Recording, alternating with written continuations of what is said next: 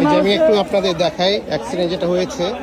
দেখেন লাইনটা খোলা, এই দেখেন এখানে দেখেন, এখানে দেখেন এই যে লাইন চুক্তি রয়েছে এইখান থেকে সবাই চেষ্টা করছে, এখানে প্রচুর লোকজন, এখানে গ্রামবাসীরাও চলে আসছে, অনেক গ্রামবাসী চলে আসছে, হাজার হাজার যাত্রী,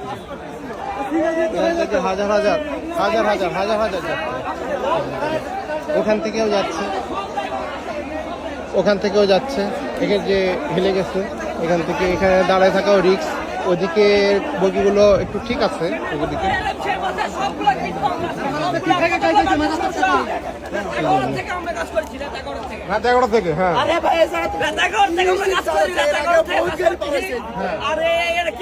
কি সমস্যা এটা?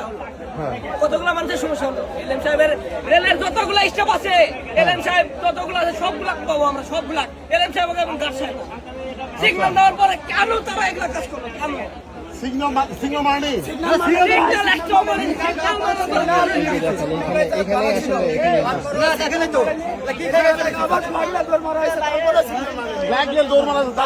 চলে আসছে। কেমন হয়েছে ভাই?